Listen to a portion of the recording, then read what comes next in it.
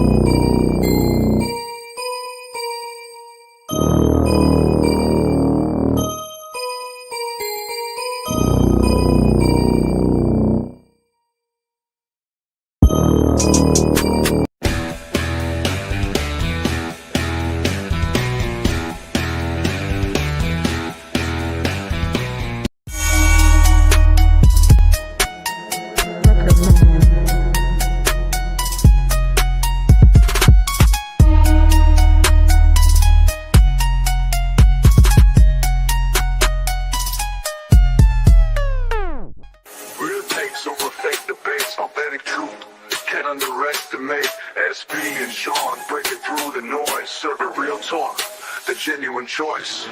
No pretense, no hidden schemes. Just sports, passion, fueling dreams. From the field to the court, every play that's made. Real takes over fake debates. Turn it up, hear the honest sound. Unfiltered sports all year round. Discussions pure, no masquerade. Real takes over fake debates.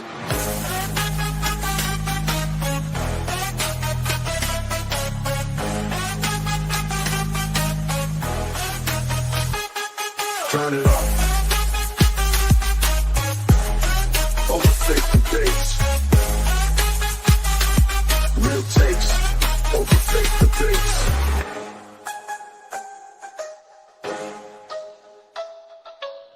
Real takes over fake debates. And we are live. SBtalksports, Sean Webb, real takes over fake debates. It is Monday, Sean. A lot of things happened on the weekend. Before we get into it, how are you doing today, brother? Doing good, SB. How you doing today? A lot of mixed feelings right now. I want to say salute Tiffany in the chat. Salute Lee Diggity. I already know Leafy Code. They said, look, the Bulls got robbed. We're going to talk about that. We're going to talk about my Bulls getting robbed, allegedly. You know, sometimes it's 50-50 on that, but it's definitely that. But, Sean, a lot of things has been going down. The NBA world has been literally shocked and devastated. Never thought I would see this at a point in time. Luka Doncic, one of the best players in the league, especially at the age of 25, probably not even in his full prime yet, has been traded. That is wicked work. Then we had like De'Aaron Fox getting traded. We got the Warriors in trade news. And honestly, Sean, we got some NFL news. Before we get into it, where was you? You know, we just got to ask that. It's so shocking. Where was you when you heard the news, and what was your honest reaction? I was at home and happened to be hanging out with some of the fellow brothers we know in Discord, and the news broke then, and many of us thought it was couldn't be real. Like we thought, okay, maybe Shams got hacked, and like no way this could have happened. Blah blah. And so for the next 10 or 15 minutes, it basically went on, you know, the search of trying to figure out, you know, was this real, and going to other outlets, and it started getting retweeted. And of course, once it broke news on Sports Center, it was like, are you serious? And, you know, certainly over the last, 48 or almost 48 hours, I've had a chance to process things and take in a lot of information, hear from, the Dallas side of it, in terms of their GM, Nico Harrison. And so a lot of different things out here. Still doesn't feel completely real, but obviously once you see, Luka in another uniform on the court, it's just a reminder. I was trying to find, a historical equivalent, not someone who actually got moved, but if someone got moved at that age. And I thought about what if the Bulls had traded Michael Jordan in 1989. That'd have been crazy. I know there was some talk at a certain point that he basically went to Reinsdorf and said, it's either me or Krause. Mm-hmm. And that because of that, there was some conversation with the Clippers on like a 6-player trade for Jordan. Of course, it never happened. Jordan was retired before that happened, which he did. Well, I mean, but this was like 1989, so I don't know if he would have retired, but or if the Lakers had traded Magic Johnson in 1984 after getting to the finals and losing, Magic was, was about to turn 25 at that point, so it was kind of trying to find some equivalents of what this would be like, but this is certainly, I think Nico Harrison signed his pink slip. Saturday night. Count your days. He need to count. Yeah. He need to count his days. Yeah. Nico Harrison need to count his days. Yeah. Salute my boy Johnny in the chat. Go James Kingdom in the building. Yeah, Johnny, you got to come on soon when Jimmy Butler get traded. I definitely need your mindset on Tyler Hero making an All-Star game. So once after this trade deadline, we see where Jimmy go. We're gonna have to get a Johnny to pull up again. Go shout out, go James Kingdom. By the way, go check out his content. Great content, by the way. Yeah, Jimmy. Yeah, your boy Jimmy. He's finna get traded too. Yeah, we gonna talk about Jimmy too. But I was walking in the crib. I'm trying to think. I called you, right? Because when my phone was going on. You called me. Yep, you called me. I'm walking in the crib. I'm chilling. I'm like happy. Happy because I just watched the Royal Rumble. My boy Jay Uso won the Royal Rumble. Yeet, by the way. But so I'm happy. I'm like, yeah, Jay Uso run the Royal Rumble. I'm lit up. Yeah, come back in the house, super lit. And then my phone will shoot up my boy KC for In the Basement podcast. Another great content right there too. Salute them. I walk in the crib, literally, Sean, jacket off. Shoes off. I'm finna chill. I'm like, you know what? I'm happy about the Royal Rumble. I might either go live on TikTok. Matter of fact, I'm finna probably chill, play the game, get to talk wrestling. Luka Doncic got traded. Imagine, I knew something was wrong because I only got like one. I got like 2 different sports alerts. So I'm like, Luka Doncic got traded to the Lakers. I'm like, no, that's fake. Everybody look at everybody. I keep everybody talking about like Shams hack. And even I had got an alert that said Shams was a hack. So it was like, okay, I was like, oh, Shams wasn't hacked. Then I go to Shams' page. Shams say, oh, no, this is 100% real. I am not hacked. I said, holy. I get the freaking out. I call Sean instantly. Sean, did you see this? Even Sean heard my girl in the background like, why are you freaking out? What's going on? I'm like, bro, they just traded Luka. What?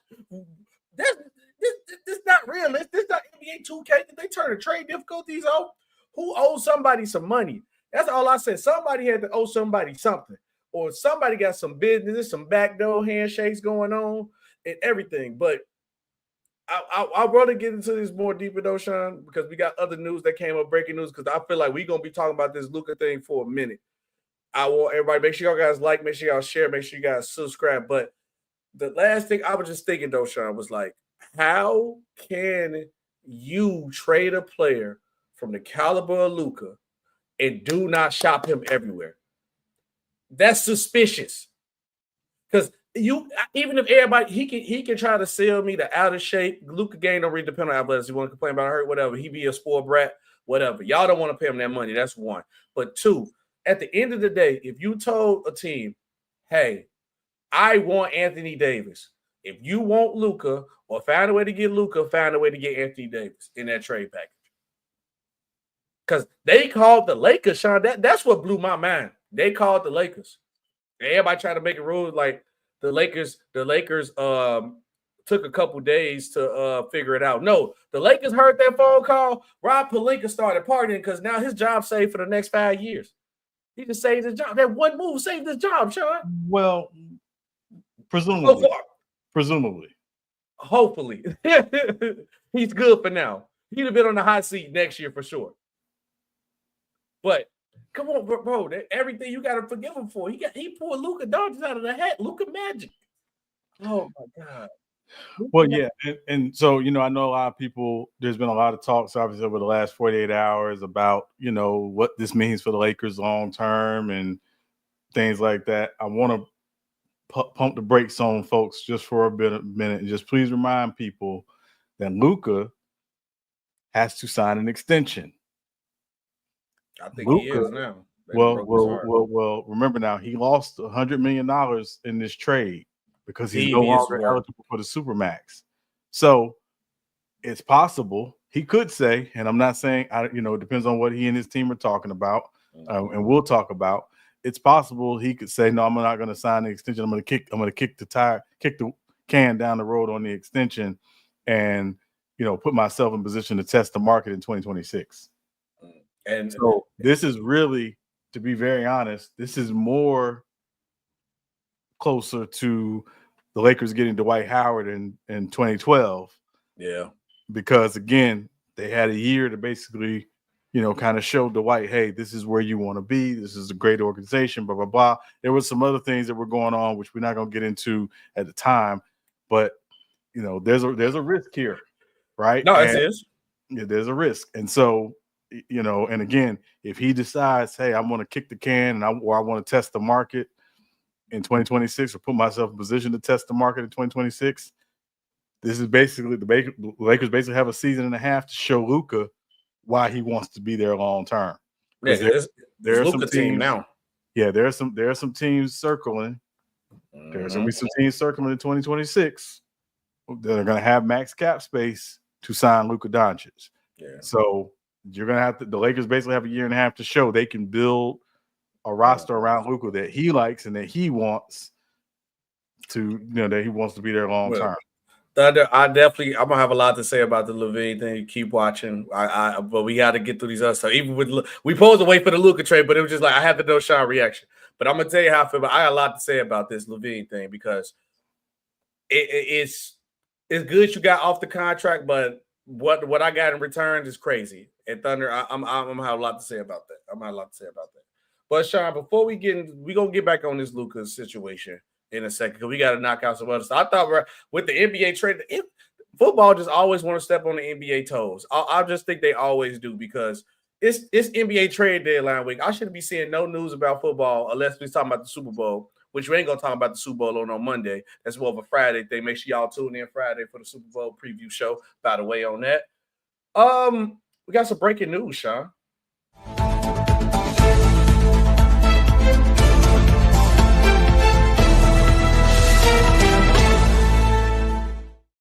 So if you can trade Luka Doncic, then everybody must go.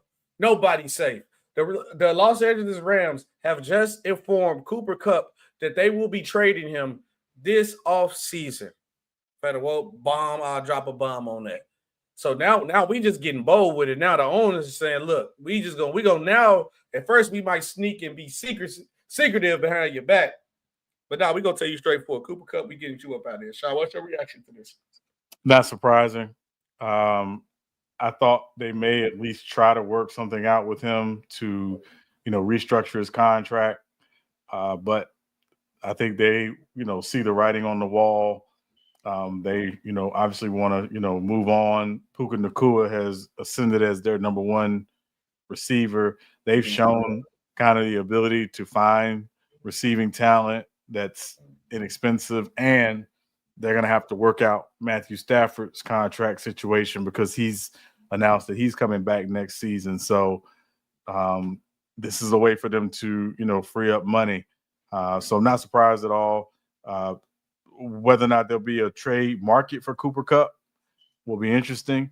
But also, is he going to need a new deal, or is the team going to have to rework his current deal to absorb him if they trade for him? So all those things will factor into whether or not he gets traded or whether or not they just outright release him. I'm not sure if he's due a roster bonus or anything before March. But that, so, because this is breaking news. I haven't had a chance to research that. But that said, it's pretty obvious that Cooper Kupp will not be on the LA Rams next season. Shout out Tiffany in the chat. Everybody ain't going to the Ravens, Tiffany. Y'all ain't getting everybody. Everybody ain't going to the Ravens, Tiffany, at all. We ain't doing that. Everybody ain't going to the Ravens. But he could go to the LA Chargers. Look, you ain't got to sell your house. Just sell them to LA. They need a receiver. We need that number one guy because we got people over here with nubs over here in LA. So go ahead, send my boy over here to LA. He don't even got to sell his house. He don't even got to go to a different arena. He can keep the same locker. We can just go take his locker and then just put it over there and just paint it like blue. We can just send him over here. But I'm not shocked though. It looking like the Rams may be going for a rebuild, but then also you already kind of found your replacement, and you already know the NFL. I tell everybody this all the time: NFL is a young man's game. I think like the NBA, I think around like 34-ish. You know, LeBron and KD kind of like changed it a little bit, especially LeBron with like 35.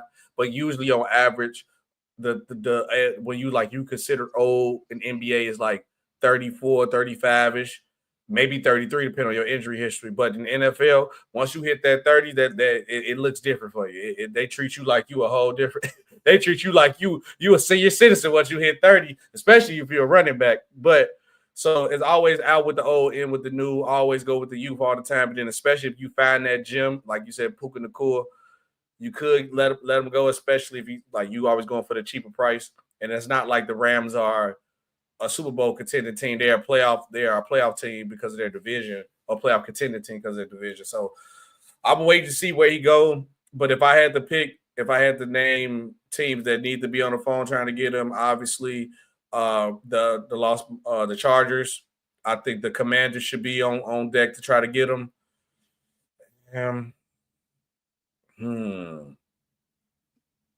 I would say the Bengals because they might lose T. Higgins, but it's like, what's the point? You replace T. Higgins just for another guy, an older guy with a contract too. So only off top of the head, because this is breaking news. This literally just dropped like 5 minutes ago. Off top of my head, the two teams that I know need another receiver or a receiver is the Chargers and the Commanders. So I'll be running first. If I was Cooper Kupp, I'd be running to one of those teams. Next up though, Sean, another football. Then we're going right back to the NBA trade deadline right after this. Cleveland Browns pass rusher star, which I knew this was coming at some point because Myles Garrett talent is being wasted. He gonna keep losing. They're not gonna do nothing different. Star pass rusher of the Cleveland Browns, Myles Garrett, has requested a trade. Are you shocked? And then what you think is the best football for him? We got to worry about numbers because this is another breaking news trade. But what do you think would be the best fit for him? Where he could be where he could contend for a Super Bowl because that's what he wants to do. So I think two things. One, I'm not shocked at all. He kind of made it clear after the season. He had another dominant season. I think he had 15 sacks this season, if I'm not mistaken. Another dominant season for arguably probably the best defensive player in the league. For many. And when you look at the fact that he's I think either just turned 29 or about to turn 29, not a guy he's always available, doesn't miss games with injuries, things like that. He's going to have great value out there. The Browns do not want to trade him. I think they reiterated today they do not want to trade him, but he did meet with Andrew Berry in the front office after the season because he wants to know what's the plan. And again, one of their big problems is they obviously have this mammoth, contract for Deshaun Watson that's, really keeping them from going out of the market and investing in a quarterback position. But also they got some other issues they need to clean up as well. So I don't think they're going to be in a rush to trade him.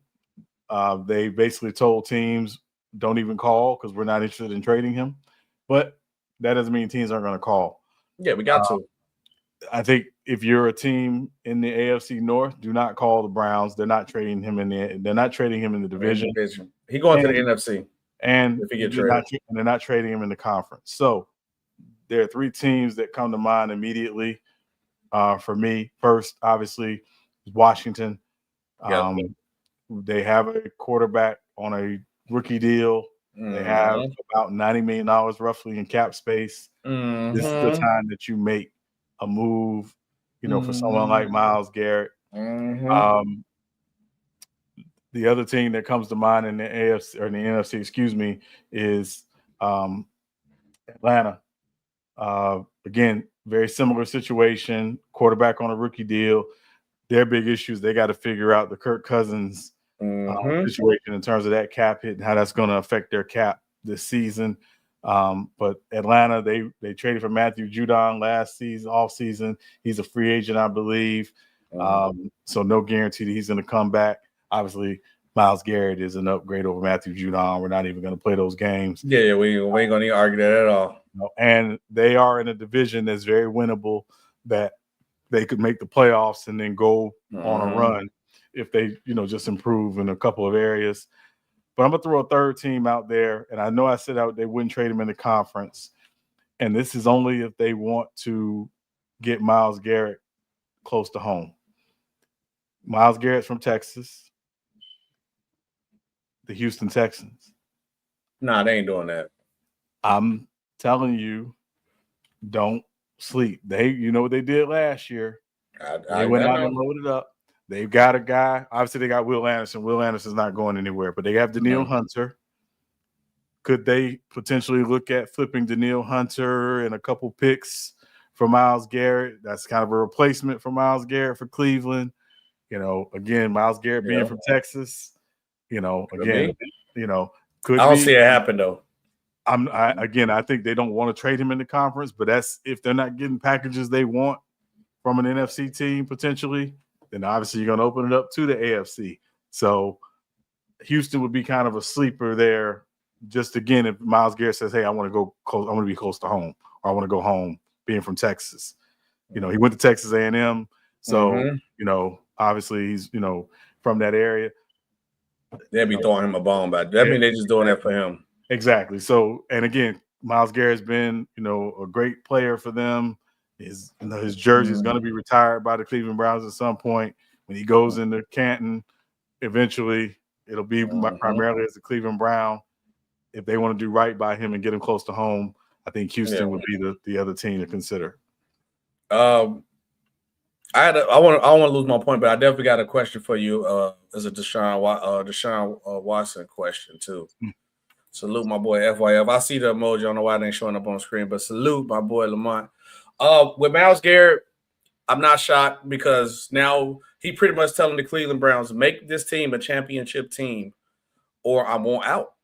I gotta go. I want to compete for a championship. And my good years are being wasted. I done seen players defensive players get their talent wasted. And I seen what a championship do for a player of my caliber, because we can all agree that Myles Garrett is on pace to be a Hall of Fame player, if not already a Hall of Fame player. But what will make that look even better when you got that jewelry and you winning, because winning matters at some point in time. Winning does matter. And we just seen a lot of guys waste away in Cleveland. No offense, Browns fans, if anybody watching that's a Browns fan. So for me, if I had to pick a destination for Myles Garrett, once again, even though I know you said like the Texans, they'll be throwing him a bone by sending him to the Houston Texans. But as we see how these NBA, how we see as an NBA, how we see with these owners getting down, it's not going to happen like that. They're going to do what's best for the organization every time. And what's going to be best for the organization is not having to play Myles Garrett in the playoffs unless it's a Super Bowl, or not playing Myles Garrett twice a year. So he's not going into the division, and he's not going into the he's not going in our conference. So if I'm looking at it, honestly, if I had to pick off top of the head, one, I definitely have to agree with you on the Washington Commanders. One, they got a quarterback on the rookie deal, and they got enough money to go get Myles Garrett and make more moves after that. So that's like a hot destination right now. And with the addition of Myles Garrett, they will be competing even against the Eagles to win this division. The next team I'll go on the list, and I don't know exactly how much their cap situation look like, but with everybody that just lost on their coaching staff, this will be a big move. And you wanted to add somebody else, and they was already in the mix and tried to make calls to get Myles Garrett, the Detroit Lions. I think when you had a guy like Myles Garrett on your defense, then they could probably take – I ain't gonna lie, that's going to be devious. Myles Garrett and Aiden Hutchinson on both sides, that's devious work.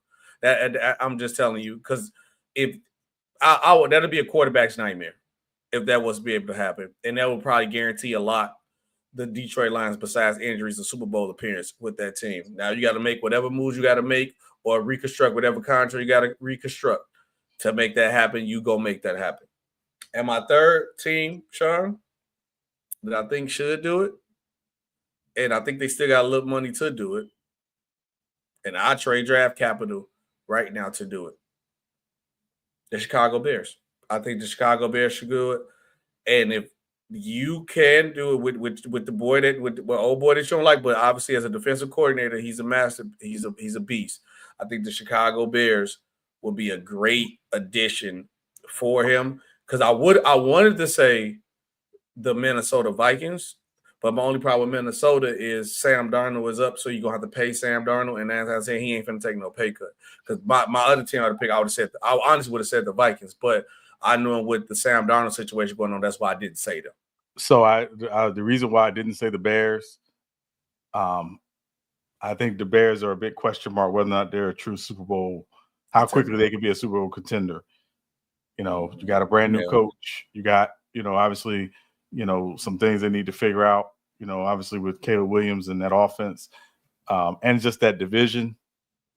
If the idea is get to a team that's got a chance to go on a run quickly and close, that's why I didn't choose the Bears. Again, I just think the Packers and the Lions are still ahead of the Bears, and obviously the Vikings, are obviously this season ahead of the Bears. So yeah, but that's if Sam Darnold was under contract and I knew exactly what his number hit would have been at, where I know it's not going to be as high, I would have probably said the Vikings. I think Vikings, Minnesota, especially how good they just played this year, even though they choked in the playoffs, but how good they played this year, you got to give them a nod. But also, I didn't want to lose my point because a part of the reason why Myles Garrett want to leave because they want to make pieces.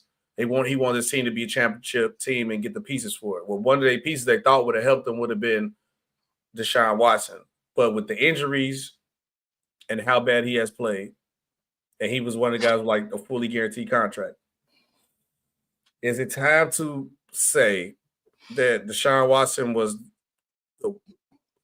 it a bad? Well, I think he got traded there, right? Yeah, it was a trade.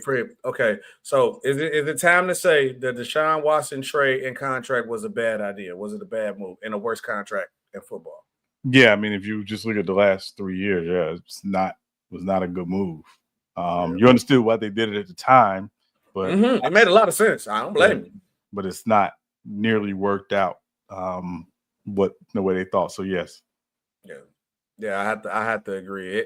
It hurts me to say it because Deshaun Watson, but it's just like it's different when you see it live from a player who was just like here, and then an injury or an incident, and it just kill your whole momentum, and you can't return the same. Because people don't understand that the last run with Deshaun here with Houston that last year, but he was sensational. Like legitly, people were saying like he might be the best passer in the league. Like he was dotting. Was crazy. Now we got to go back to the NBA trade deadline. Now we knocked out the breaking news. We got to go back to the NBA trade deadline. From a scale of 1 to 10, Shire, so far, how shocking has been the NBA trade deadline been so far? 48. I thought you was gonna be funny and say 77. No. But why? Why though? I mean, I know why, but I want to hear your explanation. Well, I mean, again, 3 days ago, if someone said, "Oh, Luka could be getting traded," you would have thought they were smoking something. And obviously, with Luka being traded, I think it's a bit of a wake-up call to, guys around the league who don't have no trade clauses. Or who acting like brats, Yeah, well, I mean, even if you acting like a brat, I mean, that's the way most guys get their way is to act out in the NBA, unfortunately. But, it's just a reminder that, listen, nobody's indispensable. Yeah. Anybody can be traded. And so I think it's a little bit of a wake-up call. But I also think if you were Dallas, and I'll just say this real quick about Dallas, the Mavericks, the organization, this is a bad look on many fronts. And one of the biggest fronts, I think, SB, is that you didn't have the decency to talk with Luka and his representatives about the potential that you guys were thinking about moving him.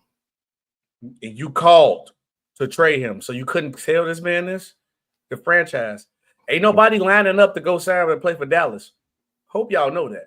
Right. I mean, that's been a big issue in Dallas for years, is that they would have cap space and availability and guys would not go there. I mean, they had the DeAndre Jordan thing, and then that, you know, that was a whole different thing. They locked him in a room. They made him not go to Dallas. You know, so I mean, and you know, but I just think it's just a terrible look. And what are you telling guys about your organization who become available, who are gonna say, "Well, man, look how y'all did Luka," you know? So and that's Luka, you know. So 25 of your superstar phenom. Yeah, these guys are paying attention, and they make decisions based on how you treat your players, particularly your star players. So, you know, I think there's got to be it's a terrible the way it was handled, and even listening to Nico Harrison yesterday, you know, the press conference, the pregame press conference, and if you saw the look on Jason Kidd's face, I mean, he's trying to, you know, stay professional. He wanted to choke him and walk the company line, but it was definitely you can tell. Yeah. What took my skill to, like you said, like a 77, right? Bad enough you trade Luka and don't tell him.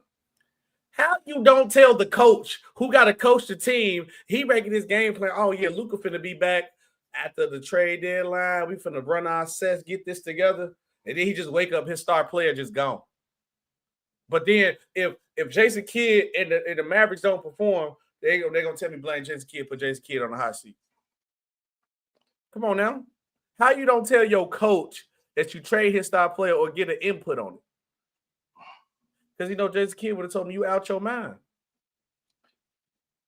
Yeah, I mean, again, you know, you putting a lot of jobs on the line making this move.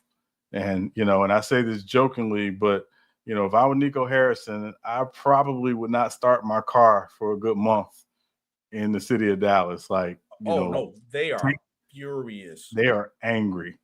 You know, and did you see the like the people outside the stadium going crazy? Yes. Bro, they was wait. I think so you know, it's I mean, the reality of it is, SB, is somebody.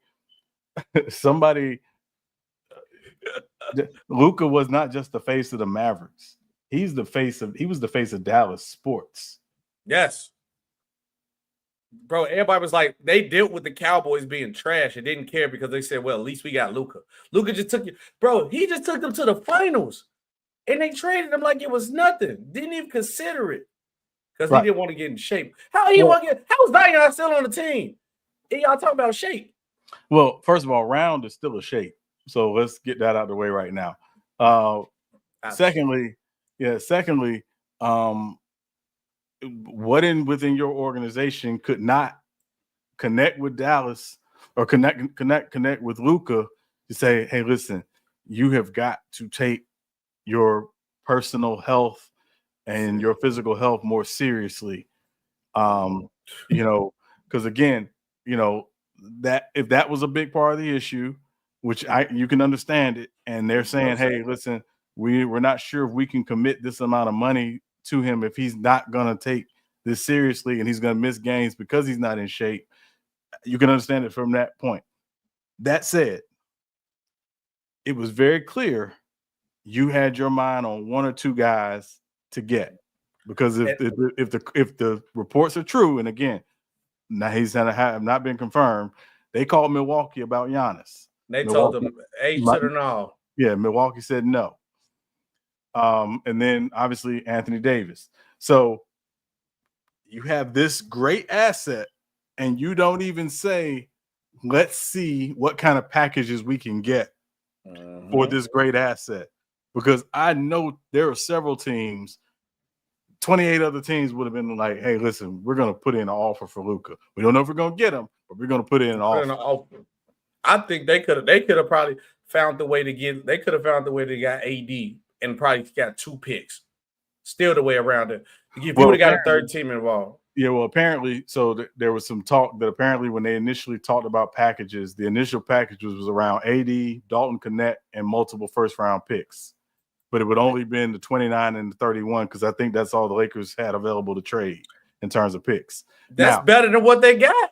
Well, yes. Now, there's some talk that apparently, and this is apparently, allegedly, that over the course of the weeks of talking, that Rob Pelinka basically said, hey, us taking Luka's a risk.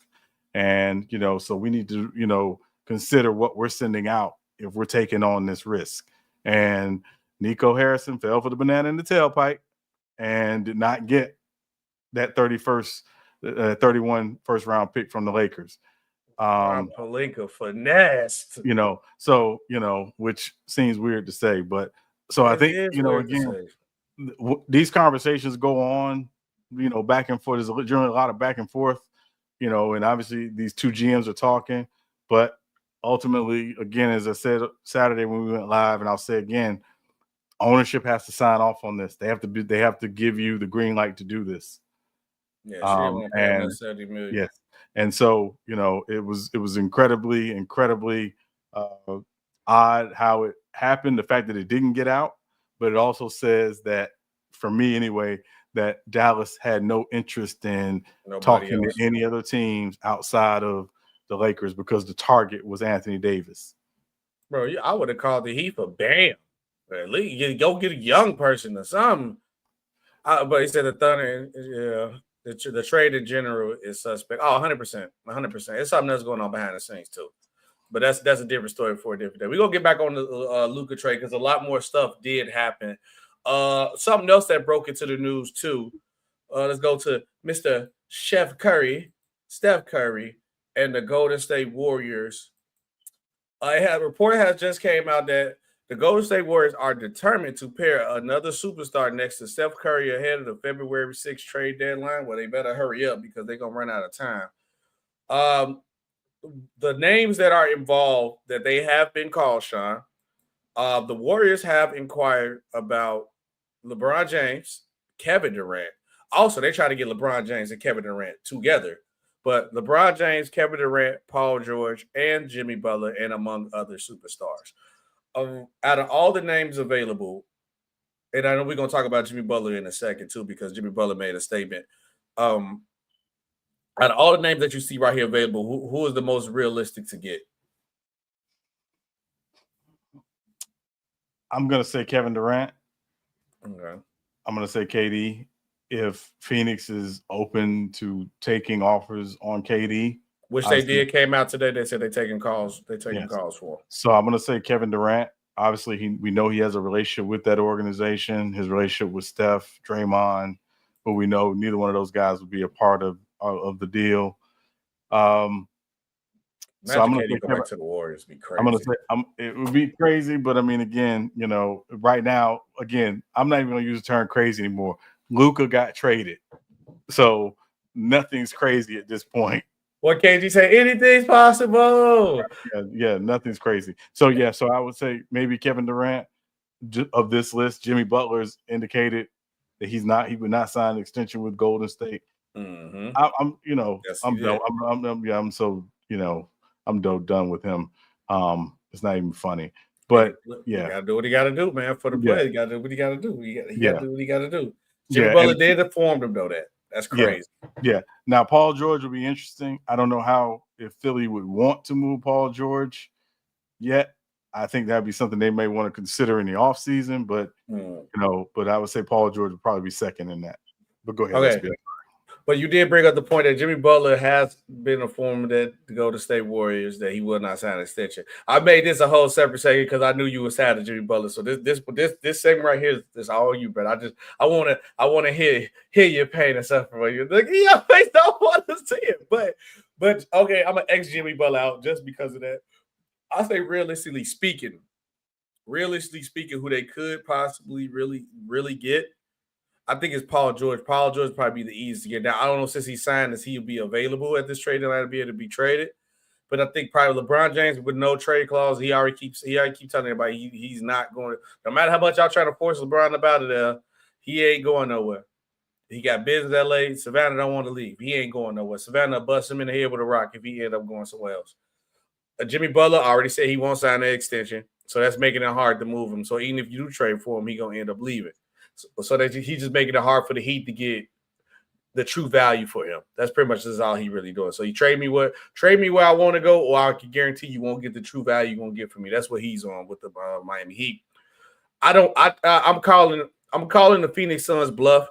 I don't think they got Kevin Durant on the trade market. They just obviously when you get shell shocked with that Luka Doncic got traded, it does throws a monkey wrench in everything that's going on. But I don't think the Phoenix Suns are really trading Kevin Durant unless they just get a crazy type haul for Kevin Durant, and you're not going to get that from the Golden State Warriors. So Kevin Durant's not going nowhere. So by process of elimination, I think Paul George is probably the most realistic and the most easiest person to get with Philadelphia having a down year right now. So I think that Paul George would be my answer if I had to pick. But yeah, Steph Curry, Thunder brought up the point that Steph Curry had one of his worst seasons. Yeah, the Warriors going to have to do something. Something got to change. And I just want to slightly push back on something you said. The Warriors have assets, right? They have assets. To get KD, who? Well, Kuminga would be very intriguing to Phoenix. One, they have picks. They have, again, Andrew Wiggins. I'm just saying, Andrew Wiggins obviously would be a part of that deal. He's on a very reasonable contract, so, they have some pieces. Again, whether or not, KD would be interested in a reunion, and if he said, I don't know. I mean, again, he does still have a great relationship with Steph, and Steve Kerr. So not Draymond. Well, I mean, they've mended fences. I mean, again, I think they've mended fences. They've been on each other's podcast and talk and so again, I think it'd be one of those things that they would consider. They are pushing very hard to get an all-star. They've made it very clear they want to get an all-star by the trade deadline. And so if Phoenix is pivoting away from, hey, this Jimmy Butler thing and saying, hey, we're gonna be sellers instead of buyers, then we'll see what happens. But yeah, I think they got a good point right here. He said Paul George seemed like the most realistic, but after this Luka Doncic trade, I'm not going to even hold you. Anything's possible. Yeah. Draymond Green is a crash out 100%. Yeah, Sean. But back to this point, Miami Heat star, Jimmy Butler has informed Golden State that he will not sign the extension if he's dealt to the Bay Area. Is this more of a plan to sabotage y'all, or he's just trying to force his way where he want to go? I think he's trying to force his way to Phoenix. That's where he wants to go. That's where he wants to be. He just doesn't have a lot of leverage right now, except for wherever he goes, he'll just tell him he'll opt out. But again, this coming off season, only one team has max cap space at present, and that's Brooklyn. And Brooklyn ain't spending that money. They're not signing Jimmy Butler in the offseason. So, his leverage is limited, save for the fact that he could opt out. I don't think he's opting out of that $52 million player option. I don't see him doing that. It's $52 million. He's not opting out of that. So he'll be a fool to do that. But again, I think right now everybody's just kind of waiting to see how this is going to end. Phoenix apparently is working on like 4 and 5 team deals to still try to get Jimmy Butler. But of course, it's going to require Bradley Beal to waive his no trade clause. And at present, he still does not appear interested in doing that. Nope. So people got to realize people ain't finna just be upping and moving. Like, bro, I got my family here. We done established the best thing Bradley Beal could have done, even with Phoenix, even though I do believe that a lot of players should not be getting no trade clause, but the best thing that Bradley Beal did was get that no trade clause when he was the man in Washington. Yeah, he was eligible for it. He knew that was going to be his leverage, and so so you're not mad with him, for doing that. So yeah. Okay, Sean. Back to this again because I'm just not. I know we done talked about it too many times this episode, but it's just because it's that devastating. But it's a lot of things that went on with this Luka trade, right? So, one, you trade him, and we're gonna talk about Luka dad because something happened even with Danny Ainge, and then Kevin Durant even said some of the most realist things I could ever he done said in a while, because this Luka trade. So you get a GM. First of all, the Mavs fans are hilarious. They put a casket out front of the stadium, by the way. I don't know if you've seen that. Yes. Yeah, blue casket. So Luka Doncic gets traded to the Lakers for Anthony Davis. The Mavericks. This is all I want to know. Like, overweight, injury prone. This man just led y'all to the finals. He's 25 years old.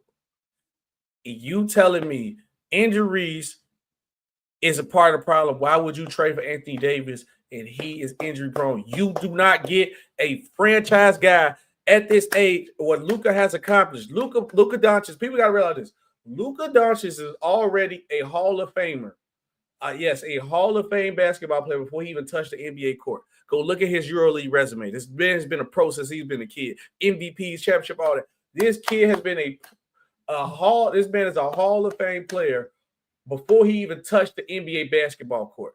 Now, with the years he just put in the NBA right here so far, he's 100% locked for a Hall of Fame player. You are Dallas. You have not signed one elite player ever to this level. How do you trade him for nothing? And then how do you not call everybody? And then Nico, you going to come to the press conference and give him that BS press conference to try to explain why you trade him. And then you say out your mouth that nobody knew, and you got a coach that don't know that you're trading his player. You know what that is? That's stupid. Use your common sense. Common sense. That is stupid. I had to find that button again, Sean, because when I seen this and when I see him explain this, that people are trying to justify this. You don't trade no 25-year-old phenom superstar out of shape or not, or if you don't want to invest in him, for no aging superstar with injury problems. I get the going for Giannis. I get to see now if it was a Giannis, I'd be like, oh, okay, fair, shake and shake. Like, you ain't getting no SGA, no Luka, or getting a bunch of young talent. You said you want defense and you want guys who can carry. You could have called the Rockets, got to stack a bunch of defensive players. You could call OKC, get a stack a bunch of players. You could have called anybody, Knicks, anybody else, or even just make a bidding war for you to not even give it a bidding war or a chance or anybody else to even add. Hey, look, I need AD and 2 picks. Make it happen. Y'all go to LA. Talk to LA, get LA to make something happen with me. So now I'm finna get AD and a bunch of more picks and probably another role player because Nico's so bad at his job, because I almost said something else that math they probably want me to call him. He's so bad at his job, he didn't even get enough assets to add to what he just did. He got one Lakers pick and Max Christie. So you better hope you trade. So if you trade this pick, this is it, like Michael Jackson. You got nobody else. It's going to be Kyrie, AD, no other star, and Clay, and the rest of the role players. But you got to get somebody else to add to this team, Sean. And then also, how Kyrie Irving is better at the off guard position. Yes, he can play make, but I feel like you take away from Kyrie Irving game because you won't always Kyrie Irving in attack mode. And if Kyrie Irving can't consistently make those passes that Luka was making, you're not finna get a guy who can make passes like that, like Luka doing, then drop 30. Like you're not getting that no more. And you said you got a 10-year window. Who you lying to? And this is a 3-year window, and Kyrie Irving might leave. So now you're gonna be stuck with Anthony Davis and nobody else. So pretty much you rebuild. Come on, Sean. This is stupid. He didn't use no common sense in this matter, bro. It was no common sense in this matter. No, I mean, again, I think it goes back to listen, let me preface this by saying, if I were the GM of the Mavericks, I would not trade Luka Doncic at 25 years old. No way. But if I found myself in a position where I said, hey, we got to make a decision and we just don't think we are ready to commit that type of long-term contract to Luka this summer, you got to open up the market, and you got to say, hey, listen, we're interested in hearing the offers for Luka. Please send us your best offer. And you make a decision based on that. Again, but it seemed like, listening to Nico Harrison yesterday talk about what they were trying to do, they had targeted Anthony Davis. They wanted Anthony Davis. And again, I heard a report today, and I want to say it was Brian Windhorst from ESPN. He said Nico Harrison's had his eye on Anthony Davis for the last 2 years. Really, since he became the GM of the Mavs, or not long after he became the GM of the Mavs. So this tells me that, again, I think there was always some intent to try to go after Anthony Davis, but you don't get rid of Luka. You add talent around Luka. Talent to Luka. Yep. As much as you possibly can. And so my big concern and my big thing, is, I know people were trying to sell it on, hey, this makes Dallas a team to reckon with, come, May and June. That remains to be seen. They got to get there. Got to get there. But I thought there were 5 teams I looked at and I said, these teams had way better packages potentially that they could have sent for Luka. OKC. 5 teams. OKC, San Antonio, Houston. Who was the other team I looked at? It was those 3. Those 3 were probably the biggest. It was one more. Yeah, so OKC, Houston, San Antonio. Wasn't the Kings. I know you were probably want to say the Kings. No, it wasn't the Kings. I'm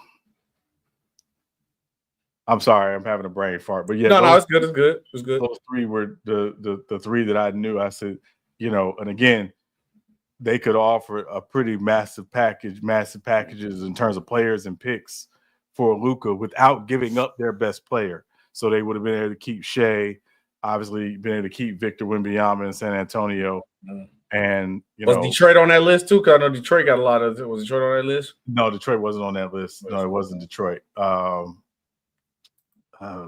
I'm sorry. It's, again, having a brain fart. It's all good. But one thing I didn't like too, though, that they did though is like, I'm gonna rock with my boy from Chicago. I feel like they put AD in a bad line of fire because do you know what's gonna happen if AD, knock on wood, I hope AD finishes the season 100% healthy and ball out. If AD at some point in time during this run of this season lays on the ground and hold his ankles, do you know the massive boo they're gonna hear, and it's gonna be crazy if AD gets hurt or if they don't finish the season how they should. It's gonna be devastating. Like you said, Nico Collins, but not. I don't wish this on nobody, but I'm telling you, brother, don't start that car after that game. Do not do it. Do not do it. It's gonna be real devious time. It will be. But it was another team part of this trade, right? And the second part of the trade was the Utah Jazz. The Utah Jazz pretty much just got Hood Scafino. I think it's just like J Hood is Casino. Yeah, Scafino. Yeah, Shafino. Yep. Shafino Casino. I know, but I ain't gonna call bro nobody made the league, but who cares? And 2 second rounds picks. But Mr. Fleece God, Danny Ainge, got fleeced for one, Sean, and I'm shocked to hear it.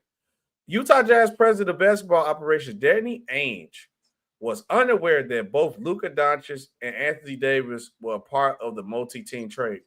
How are you making trades, Danny Ainge, and you don't know who in the trade? See, Lewis Shaw, you know what happened? He got too cocky, he got too eager that he fleeced so many people so much that he just like, okay, whatever, I just take the trade, whatever. It don't matter. Scafino and 2 second round picks. Ain't nobody big in this trade. Okay, cool.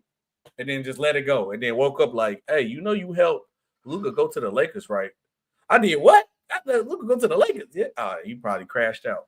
But what was your reaction to Danny Ainge actually being on the opposite side of being fleeced for once? Very surprising. That's generally not Danny Ainge. He's usually kind of the one on the other side, as you mentioned, doing the fleecing. And the fact that, again, he's helping the Lakers, it was, crazy. He got to lose his Celtic card for that one. Well, remember now, he was the one that took Westbrook from the Lakers, but he had to get that 27 first-round pick to do it. So that 27 first-round pick was going to have great value to him and still could because, again, depends on what happens with Luka in terms of whether or not Luka signs an extension with the Lakers. But he did not know he was helping the Lakers, and again, it's very surprising he got fleeced. That pick value before this trade happened, Danny Ainge like, oh yeah, we finna be in the top 10, top 5. I don't know if it's protected or not, but I'm finna get a good pick because 2027, I think LeBron gonna probably retire next year. It was just gonna be AD and nobody else. But now Because Luka showed he could get a team to the playoffs by himself, no matter who on his team. He gets you to the playoffs. That pick ain't hitting the same right now. That pick ain't hitting the same. Said the Lakers will look great offensively, but I don't know about defense. They're not done yet. Their team not put together yet. They're gonna still put their team together. Even the Mavericks, gonna try to put their team together too. It's gonna take time. It's gonna take time.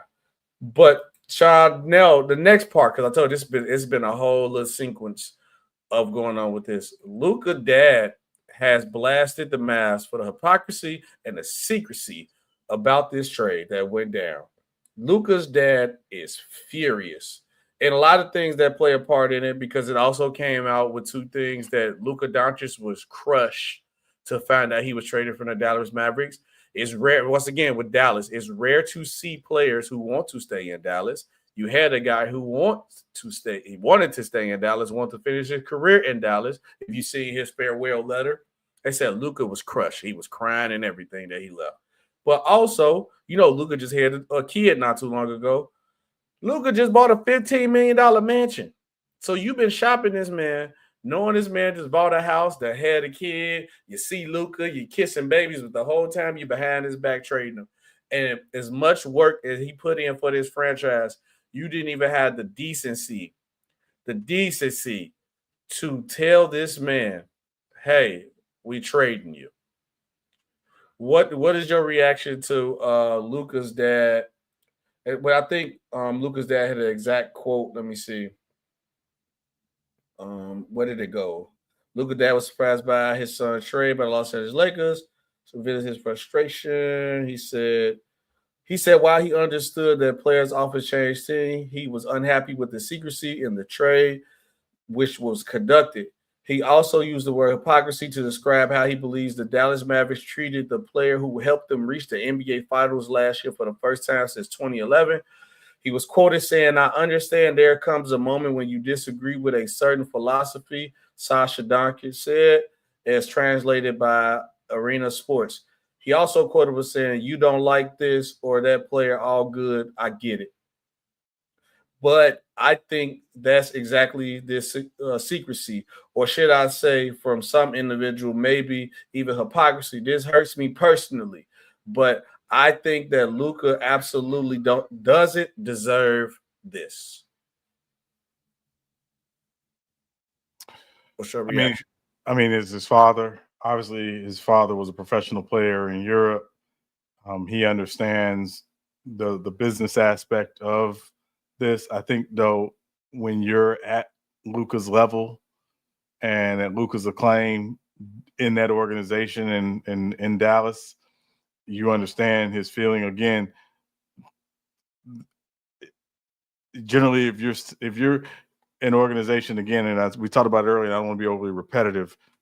If you wanted to say, hey, listen, I think we need to go our separate ways, we're going to shop you. I don't think Luka would have loved it, and I don't think his team would have loved it, but at least you gave them the heads up to say, hey, we're doing this. And normally that's how it works, particularly at a guy at his level. So, there were a lot of mishandlings here by Nico Harrison, in my opinion. But Nico Harrison doesn't work for Luka. He works for the Dallas Mavericks. And someone empowered Nico Harrison to do what he thought was in the best interest of the Dallas Mavericks. And I put parentheses on what he thought. Because I don't know if anybody else thought this. You see Jason Kidd that press interview. Yeah, Jason Kidd didn't think none of this. Probably not. But again, it's not that the team has the right to do what it is they feel in the best interest of the team to do, right? But it's how you handle it. It's how you handle it.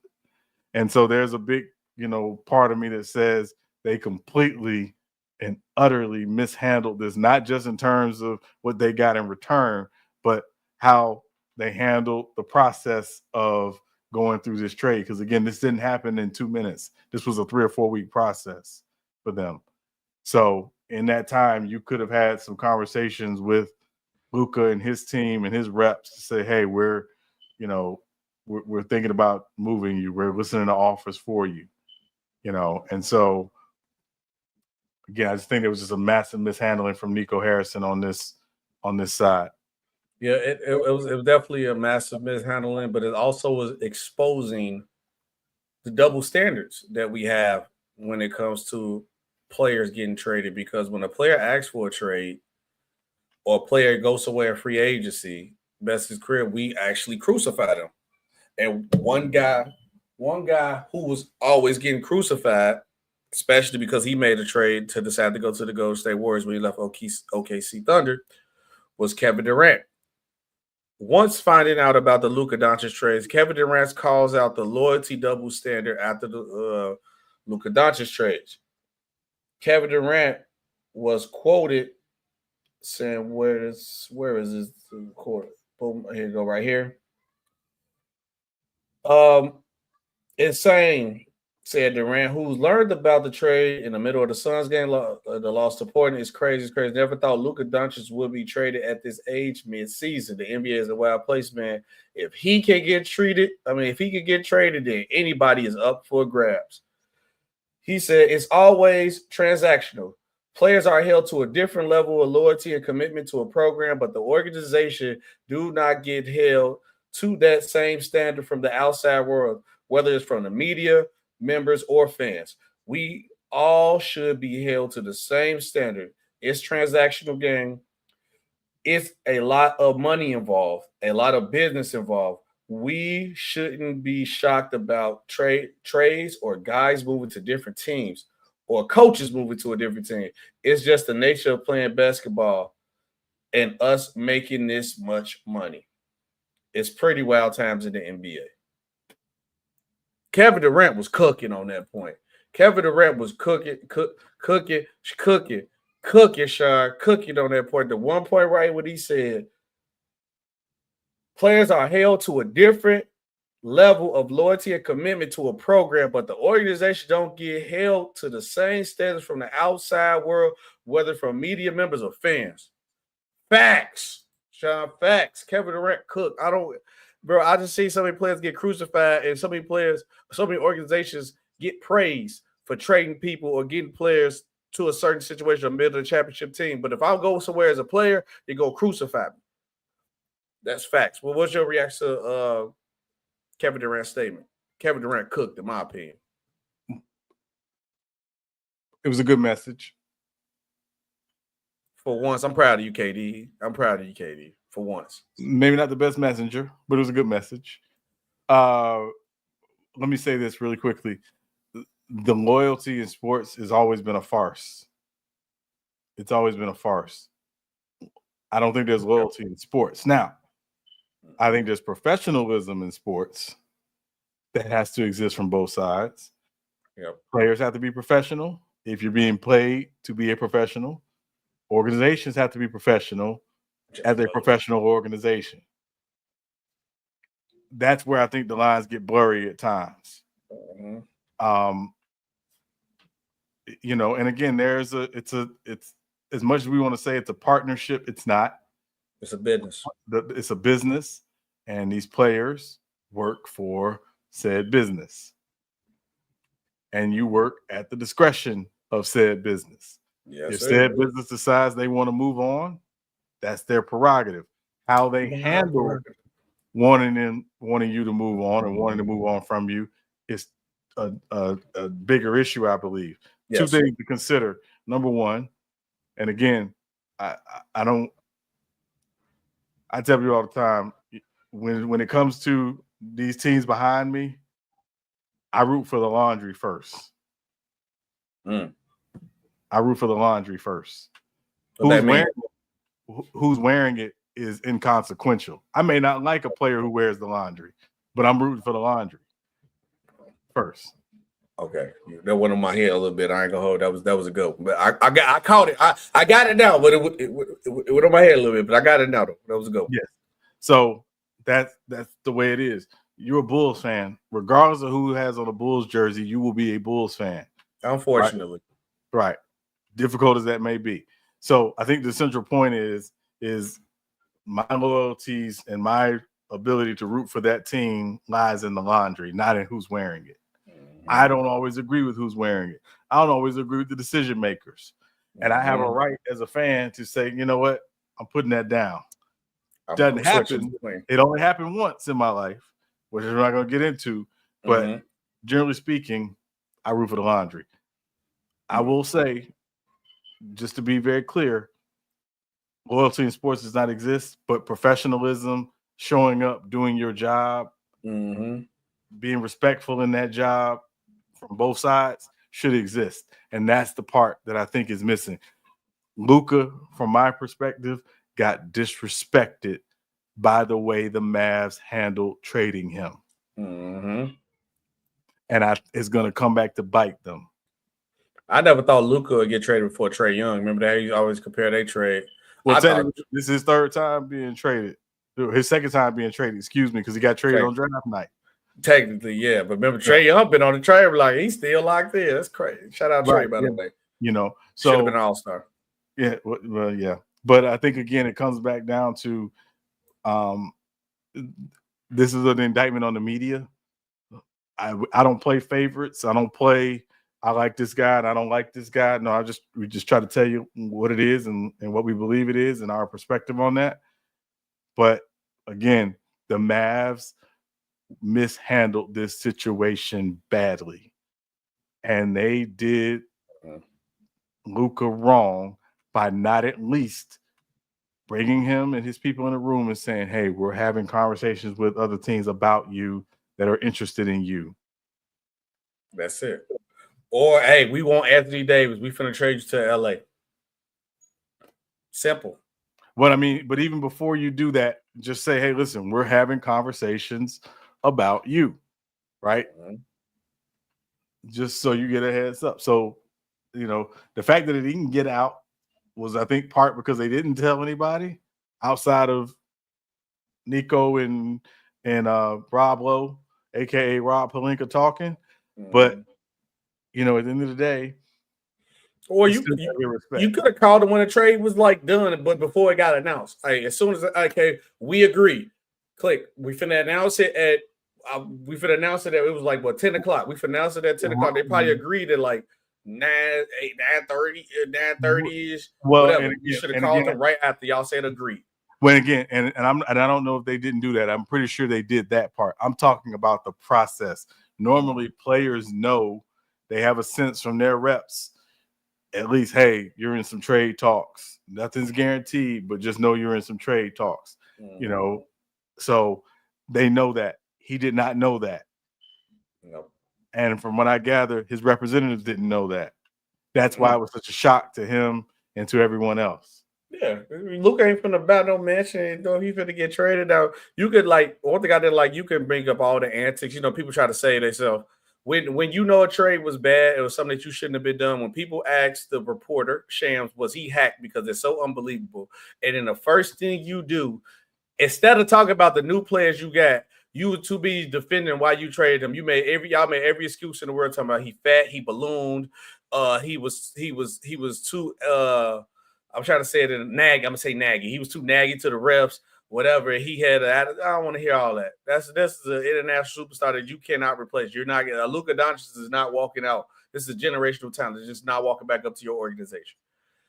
At the end of the day, you knew you shouldn't have did this, or at least if you're going to do it, get enough for him. And I don't like that people was trying to say, well, people when I say that, or somebody said oh, y'all act like Anthony Davis is a slouch. Nobody said Anthony Davis was a slouch. The problem is this ain't 6 years ago. If this happened 6 years ago where Anthony Davis was 25, 26, nobody probably wouldn't bat an eye because it's Anthony Davis young. Anthony Davis is 30 plus. And then he add the emphasis of Luka's weight. But the point of bringing up Luka's weight is you're worried about injuries. And Anthony Davis has been known to have injuries. He's an injury-prone player. So it's you pretty much polish your poo and trying to tell me it's a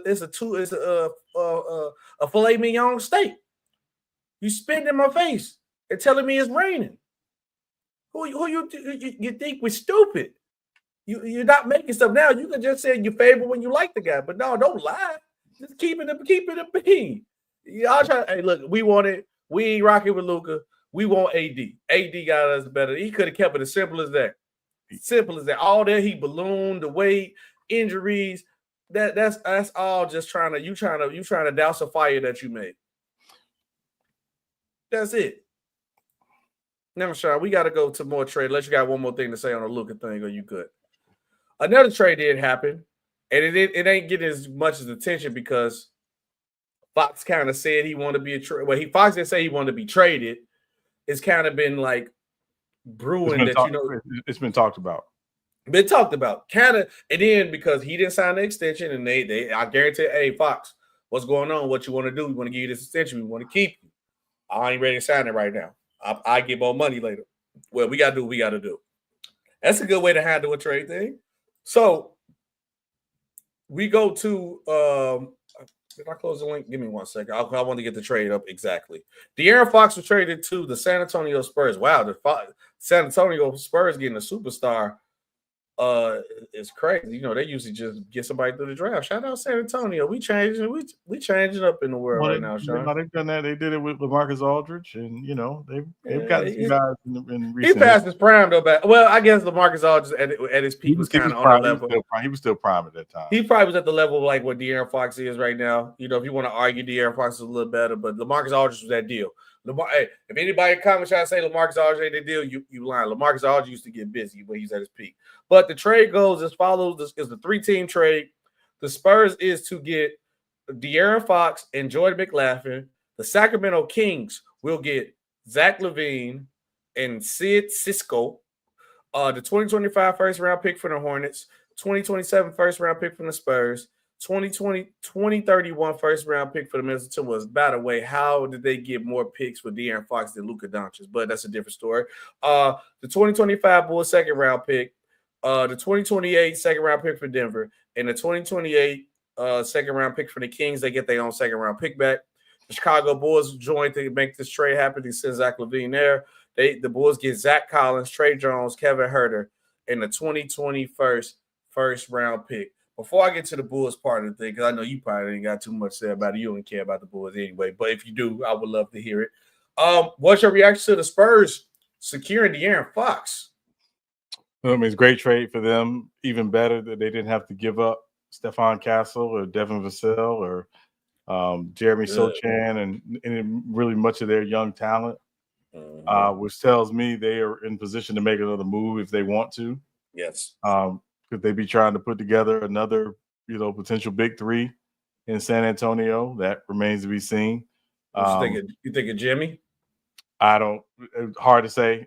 I don't. And it may not be a move this year. It may not be till this summer, because they still have another year or so before they have to extend Vic on his rookie extension, to give him his rookie extension. So smart move on their part. We obviously know what De'Aaron Fox is. I know Sacramento doesn't get a lot of play, but De'Aaron Fox is, one of the best guards in the league. And pretty clutch too, by the way. Very clutch, and also going to be interesting to see how they use him. I could see them using him obviously on ball, but also having him play off ball with Chris Paul. Playing both of them in the backcourt together. The two-man game with him and Victor Wembanyama will be, a sight to see. I think it'll be very similar to what we thought it was going to be with Luka and Kristaps Porzingis in Dallas. That never really came to fruition. But that said, it's a great move by the Spurs. The Spurs want to be back in, playoff contention, and eventually, want to be back in championship contention. So, good move for the Spurs. From the Bulls' perspective, obviously, the biggest complaint for the Bulls the last several years has been pick a direction. I swear. Direction. Either shut it down or go all in. But staying in the middle for the last umpteen years that you have has gotten you nowhere. So it seems finally the Bulls are going to embrace we need to tear this thing down and rebuild. And I'm assuming they're going to be taking calls on their entire roster outside of the rookie. So Yeah, Buzelis, thank you. So, we'll see what happens there. And then from Sacramento's perspective, it was the writing was on the wall with with De'Aaron once he, declined to sign the extension. I was a little surprised he didn't sign the extension just because over the last couple of years, they've been trending up, with him and Sabonis as kind of the, the core guys, and then, filling out around with Keegan Murray and Malik Monk and others. But, they got no loyalty in this game. Well, I mean, I don't even want to call it loyalty. I mean, the business side is that, hey, you sign a contract. At the end of that contract, you have rights as a free agent. That's what Oscar Robertson, fought for. And that's why we have free agency, NBA free agency today, because of Oscar Robertson. So shout out to Big O. Yeah, so it's that's the nature of the business. And Sacramento, as an organization, did not want to lose Fox for nothing. Excuse me. So this gives them a chance to reset. I would be very surprised if they keep both LaVine and DeRozan, because we've seen this experiment before. It did not work. So why would it work now? So it'll be interesting to see if one of them is moved, before Thursday. But that said, and LaVine, I will say, Zach LaVine's having a good season. He was having a really good season. And you're talking about someone who really rebuilt their value this season. Zach LaVine did that. He so almost shooting 50, 40, 90, Sean, too, by the way. Yeah, So he is, So the fact that he's doing that, obviously not on a great team, but he's showing that he could still be one of those guys. So how many teams are going to be out there interested in him potentially, before Thursday, if the Kings want to flip him for more assets. So I think it was a good trade for all three teams. Again, I know you have one issue with the Bulls in this trade, and certainly want to hear from you on that. First off, I want to talk about the Spurs trade. Excellent pull by the San Antonio Spurs to get a young player like De'Aaron Fox, and then you obviously see you got a franchise player in Wembanyama. So instead of trading him, you build around him like they just did with De'Aaron Fox, and you trusted him to let him grow and figure out his problems if he has problems, especially when he gets you to the finals. But I think this was a big move for them, though. De'Aaron Fox, one of the clutchest point guards in the league, one of the fastest point guards in the league, especially when it comes to downhill attacking. I think this added a different dynamic to the San Antonio Spurs when it comes to the fast break. And with the pick and roll game with him and Wemby will be devious, because now if Wemby goes for the pick and pop, De'Aaron Fox attacking the rim is dangerous, and that mid-range game is dangerous. But I also like the fact of having Chris Paul there to help actually mentor De'Aaron Fox to add more to his playmaking game, because I think if he add more to that arsenal with the vision of Chris Paul and the leadership skills that Chris Paul have, I think that'll be excellent. But also seeing what he can do off the ball with a passer like Chris Paul with him too. Zach LaVine to the Kings. I think the Kings were just in do or die mode. We got to get something. I think they're more happy with the picks than they got over LaVine, because that LaVine contract is devastating no matter how much he having an outbreak year. And for my Chicago Bulls, I'm happy that we got rid of LaVine, and the main part is that we got to pick a direction. First thing first, y'all, let me say this. I want to apologize to Garpax. I complain so much about Garpax, but I can tell you right now, we would at least had a direction if we was doing something. We would have, or at least if we didn't have no direction, they would have made some moves. These AK has been, or AKME, if you want to put them, they got their name too, has been doing nothing. And it's been stuff going on with this team, and they just literally sat there. I want to be like the meme with the stick, like, bro, do something. Oh, we going to wait for Lonzo Ball to come back. Didn't come back there. After the first year, he didn't come back. You supposed to make moves, broke the team up. Oh, Zach LaVine and DeMar DeRozan don't work together. You supposed to traded DeMar 2 years ago and brought somebody else in. Why? You supposed to trade the year DeMar had that MVP caliber season. I would trade DeMar that offseason. That's the most value you're going to get for him. Why didn't you do it? They don't do nothing. They make me have to go back and apologize to Garpax. He's that bad. He's literally that terrible. He got this, if I'm trying to tell you, because I noticed that Reinsdorf in play to try to go 41 and 41 every year. Can we stop doing that? Stop going to the games, y'all. Please stop going to the games. But only thing that made me a little upset about this trade is, like, we pretty much just got a bunch of role players and our pick back. Like we couldn't get another pick. We couldn't go get with Keegan Murray. Travis said we could get Keegan Murray because like how do you trade this and don't get Keegan Murray at least to talk about it? Because be like, hey, y'all ain't gonna need Keegan Murray no more. So why is we not trying at least? But they probably did. But if for the Bulls side of perspective, I think if we was gonna trade, all I'm saying is I would have left the pick over there. Forget the pick and try to get Keegan Murray. Because Sean, all I'm saying is that the pick is top 10 protected. And if you look at how our team look right now, we probably gonna be in the top 10 for that pick, regardless. So we could have left the pick over there and just got another player. And then just let the rookies play, let all the young guys play, tank the season, get Vooch up out of there, trade Lonzo, get Lonzo up out of there. Only person probably could keep is like Buzelis and Kobe White. And then just let the starting five be probably Giddey, Kobe White, Buzelis, or, Giddey, Kobe White, Keegan Murray or something. But we're going to see how it goes. But I definitely think they should have added something else. But I'm happy Zach gone, not as the player-wise, but contract-wise, and we got a direction. That's why I'm happy that Zach gone. And I know I didn't get to ask Sean, but if we had to do a quick grade on every trade real quick, you don't got nothing for it. I have no, my big thing with trade grades, I actually hate them. Because I think the Mavericks and the Lakers trade, we won't really be able to grade it 2 years later. Right. And so that's why, I mean, it's like giving an immediate trade. But I will say, if I were going to grade the Mavericks handling of the trade, F minus. F minus. Yeah. Right. But Sean, this is one of the biggest trades we just seen in a long time. And it made me look to think, what was the biggest trade of like two stars of all time? Because usually to be like role players back and forth. I mean role players plus a star player. So I've been searching. So I had a couple that I looked up and I'm like, man, okay, we got when Shaq got traded to the Heat in 2004. It is Caron Butler, Brian Grant, Butler, Lamar Odom, Brian Grant, and like two picks. And it was one pick. It was a first round pick. No, it was the first and the second. First and second. That's right. It was. We don't care about the second. We don't care about the second. That's why I really talk about the picks. The picks don't. I mean, if y'all want to hear the picks, say the pick. Then next, remember, KG got traded to the Celtics. It had Big Al Jefferson, Jared Green, Ryan Gomes, Theo Ratliff, Sebastian Fair, first round pick 2029, two first round picks. That wasn't a star player. The Melo trade, it was like a lot of people, but got to go to every point of that trade. Wasn't really no stars in there. Then you got Kevin Love. Wiggins was the first round pick, but he wasn't really a star.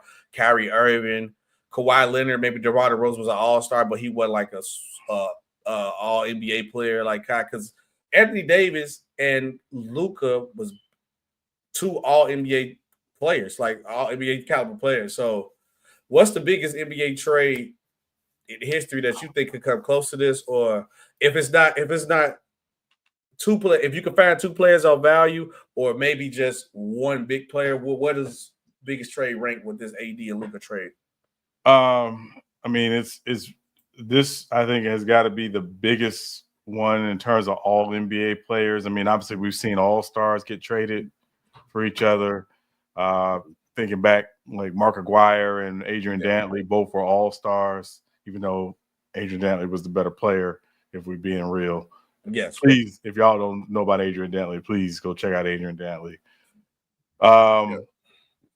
It's generally, generally when a star player or a superstar player gets traded, usually it's for a bunch of pieces. It's never for another star, straight up. So this is why, again, one of the other kind of intriguing things about this trade is that we rarely see two star players get traded for each other, even though most people in their right mind would say Luka's the better player. Yes.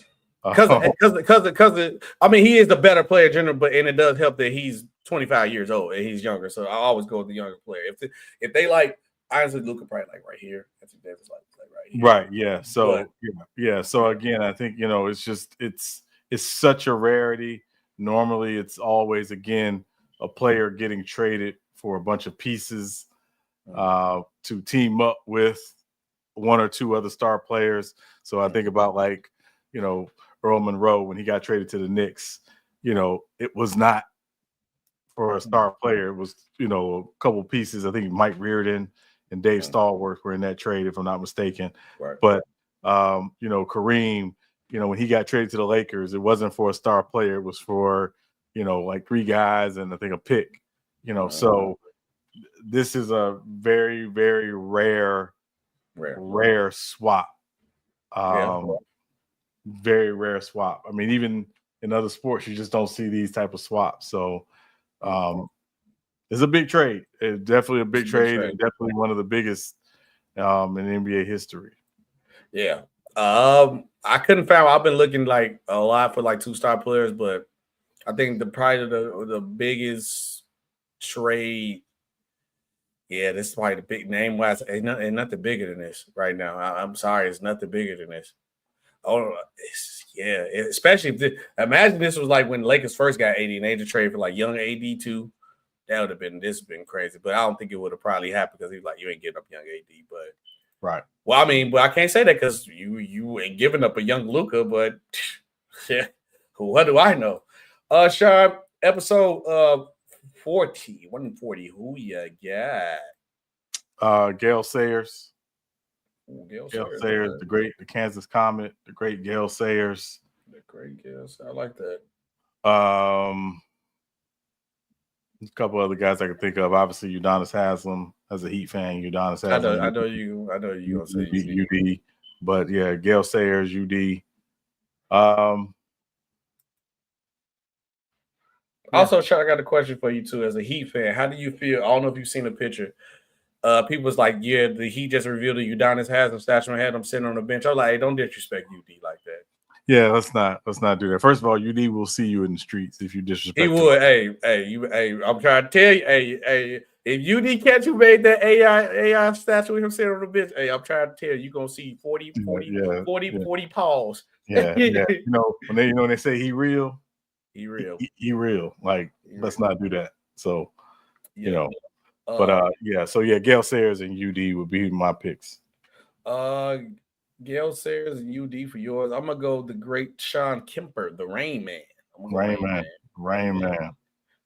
Gotta go Rain Man. Appreciate you guys for listening. It's been another great episode of Real Take So Fake the Base. SB and Sean, we always live every Monday and Friday. And if you want to give us a listen, make sure you guys please rewatch the videos. We definitely be clipping up episodes. I love to see that you guys have been watching the bits and clips of the episodes. So we definitely gonna clip more and more of our episodes on YouTube. But also go to Spotify, Apple, and listen to us. And then make sure you guys follow us on Instagram, SBtalksports. Sean, yours SMW34. Follow Real Take So Fake the Base on all platforms. We appreciate you guys for listening to us. We're going to keep bringing you guys more content. And if anything else y'all want to add, also don't forget to leave a comment. We're going to bring the mailbag back too. Y'all was doing good with that. Or just leave us a comment. Say, hey, this is a segment I want you guys to talk about. Let us know. SB Talk Sports, Sean Webb. This has been another great episode of Real Take So Fake Debates. And see you guys on the next one. Peace.